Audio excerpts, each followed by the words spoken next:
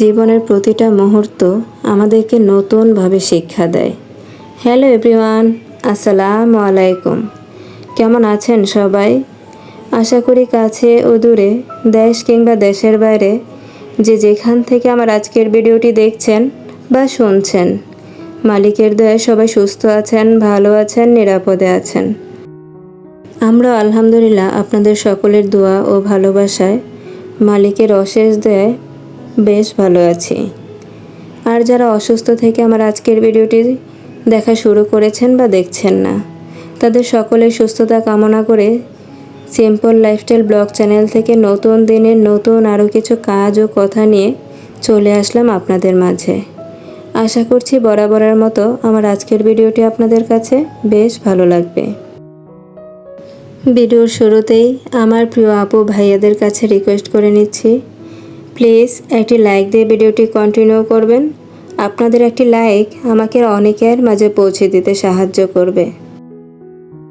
আজকে যারা নতুন আমার চ্যানেলটি ভিজিট করেছেন, এই ধরনের সাধারণ লাইফস্টাইল ভিডিওগুলো যদি আপনাদের ভালো লাগে, প্রতিনিয়ত দেখতে চান, তাহলে চাইলেই আমার চ্যানেলটি সাবস্ক্রাইব করে পাশেই থেকে যেতে পারেন এবং পাশে থাকার বেল আইকনের অল অপশনটি অন করে দেবেন। তাহলে আমি যখনই ভিডিও ছাড়ব নোটিফিকেশান চলে যাবে আপনার কাছে, আপনি আপনার সময় সুযোগ মতো দেখে নিতে পারবেন। আপনার ভালো লাগা খারাপ লাগাগুলো কমেন্টসের মাধ্যমে আমাকে জানাতে পারেন। আমার প্রিয় আপুরা এত সুন্দর সুন্দর কমেন্টস করছে। আসলে ভিডিওতে শুরুতে বলেছি ঠিকই, ভালো আছি, শরীরটা অনেক খারাপ। আমার প্রিয় আপুরা এত সুন্দর সুন্দর কমেন্টস করছে, আমি সময় মতো কারো কমেন্টসে রিপ্লাই দিতে পারছি না। তার জন্য আমি মন থেকে সকলের কাছে সরি। আসলে এই কথাটা হয়তোবা সবার কাছে বেশ হাস্যকর মনে হচ্ছে, তাই না? 2 দিন পর পর একই অজুহাত, কি করব বলেন? সবটাই ওপরওয়ালার ইচ্ছা। ওনার ইচ্ছার বাইরে তো আর কিচ্ছু করা সম্ভব না। উনি হয়তোবা চায় যে আমি বারবার আপনাদের এই কথাটা শোনাই। তারপরও এই ভিডিওটা রেডি করেছি আমি একজন স্পেশাল মানুষের কথা চিন্তা করে। আমি সবসময় আমার শরীরের কথা চিন্তা করে বেশ কয়েকটা ভিডিও রেডি করে রাখি। অলরেডি আরও কিছু ভিডিও আছে আমার রেডি করা। আজকে হয়তোবা এই ভিডিওতে ভয়েস দিতে আমি বসতামই না, তবে একজন স্পেশাল মানুষের জন্য আমি এই তড়িঘড়ি করে ভিডিও রেডি করছি। স্পেশাল মানুষটা কে নিশ্চয়ই সবার জানতে ইচ্ছে করছে। আচ্ছা যাই হোক, এবার ভিডিও রিলেটেড কিছু কথা বলে নিই। আজকের ভিডিওটা আমি শুরু করেছি সকাল থেকে। অফ ক্যামেরায় মা ছেলেদের নাস্তা খাওয়া হয়ে গেছে, তারপর রুমটাকে গুছিয়ে নিয়েছি। আপনাদের সাথে গল্প করতে করতে আমার রুম গোছানোটা হয়ে গেল। তারপর অফ ক্যামেরায় রান্নার প্রিপারেশান নিয়ে নিয়েছি। এখানে আমি বেশ কিছু আলু সিদ্ধ করে নিয়েছি। তারপর ছেলেরাই একদম খোসা ছাড়িয়ে একটু ভাঙা ভাঙা করে দিয়েছে। এইভাবে তরকারি রান্না করলে কিন্তু তরকারির স্বাদটা অনেক গুণ বেড়ে যায়। আমার কোন কোন আপুরা এইভাবে তরকারি রান্না করেন কমেন্টস করে জানাতে পারেন কিন্তু। এই যে আমি ফ্রোজেন করা কাঁচামরিচের বাটাটাও দিয়ে দিয়েছি। আমি সব সময় ফ্রিজে কাঁচামরিচ এইভাবে পেস্ট করে সংরক্ষণ করে রাখি। আসলে যা দাম বেড়ে যায়। তারপর এই যে টমেটোও দিয়ে দিলাম। এইভাবে তরকারি রান্না করলে কিন্তু অনেক ভালো লাগে। আমার ছেলেরা পছন্দ করে, তাই আমি এইভাবেই রান্না করার চেষ্টা করি। আর আমি যেইভাবে টমেটোটা ফ্রোজেন করেছি, আমার কাছে মনে হয় এইভাবেই বেস্ট। খুবই ভালো লাগে, একদম টমেটোটা গলে টাটকা টমেটোর মতো ঝোলটা একদম ঘন হয়ে যায়, খুব ভালো লাগে। এই ইউটিউব প্ল্যাটফর্ম থেকে আমি কিন্তু অনেক কিছু শিখেছি, অনেক ভালোবাসার কিছু আপু পেয়েছি আলহামদুলিল্লাহ।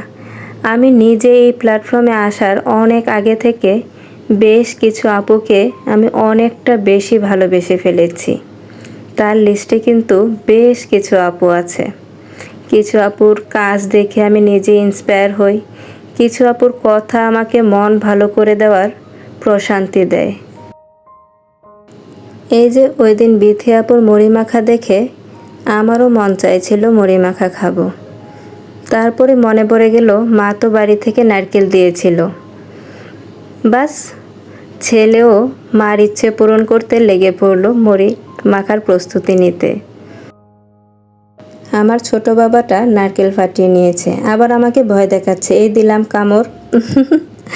আমি তো বেশ জানি ওর দ্বারা এটা সম্ভব না।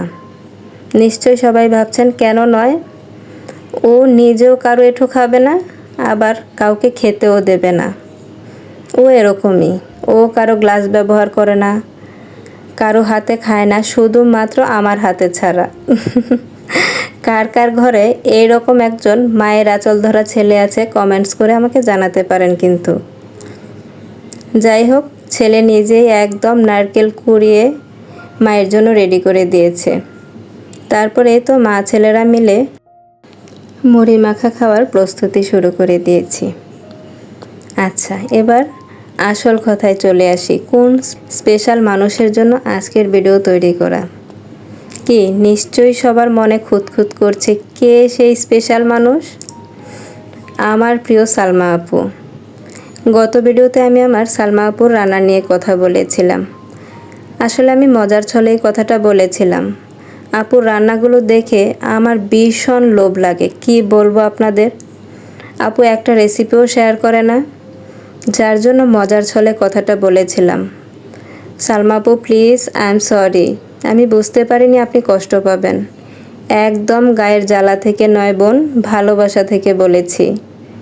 সত্যি আপু, আপনি আমার অনেক ভালোবাসার একজন মানুষ। জানেন তো, আমার যখন খুব বেশি মন খারাপ হয়, আমি কিছু কিছু আপুর ভিডিও বারবার চালিয়ে রেখে কথাগুলো শুনি। আমার মনটা মনে হয় অনেকটাই হালকা হয়। তার লিস্টে যেমন আছে জ্যোৎস্না কাজল খানের কাজল আপু, আপনি আছেন, আরও বেশ কিছু জন আছে। তাই প্লিজ আপু, এই বোনটাকে রাগ করে দূরে সরিয়ে দেবেন না। আমি আবারও সরি, আমি আসলে মজা করে বলেছিলাম। আমি বুঝতে পারিনি আমার কথাটাতে আপনি কষ্ট পাবেন, তার জন্য আমি আবারও সরি আপু। আসলে জীবন আমাদেরকে অনেক কিছু শিক্ষা দেয়। এই যে মজার ছলে কথা বলতে গিয়ে আমি আমার প্রিয় আপুর মনে কষ্ট দিয়ে দিলাম। আসলে বুঝতে পারিনি আপু। আপনাদের সাথে কথা বলতে বলতে দেখেন কত কিছু করে নিচ্ছি। মা ছেলেরা মিলে গল্প করতে করতে মুড়ি মাখা খেতে খেতে তরকারি যে বসিয়েছি একদম মনে ছিল না। উপচে পড়ে আমার চুলার একদম নাজেহাল অবস্থা হয়ে গেছে। তারপর এই তো তরকারি নামিয়ে চুলাটা পরিষ্কার করতে লেগে গেলাম। আমাদের গল্পের চাইতে বেশি ভূমিকা রেখেছে লাইনের গ্যাস।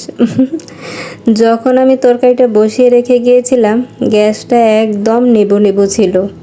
বুঝতেই পারিনি কখন যে গ্যাসটা একদম ভরপুর এসে গেছে, যার জন্য এত বড় বিপত্তি। গত ভিডিওতে আমি আমার মেয়ের রেজাল্ট আপনাদের সাথে শেয়ার করেছিলাম। অনেকেই আমার মেয়ের সম্বন্ধে জানতে চেয়েছিলেন। আবার আমাদের প্রিয় জ্যোৎস্না আপু ধারণা করেছেন আমার ভাসুরের মেয়ে। না আপু, ও আমার বড় বোনের একমাত্র মেয়ে। মাশাআল্লাহ, আমাদের মেয়েটি অনেক লক্ষ্মী। ও ছোট সময় থেকেই অনেক লক্ষ্মী।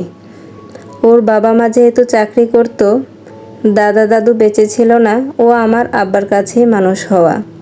আব্বা একদম বুকে আগলে করে ওকে মানুষ করেছে।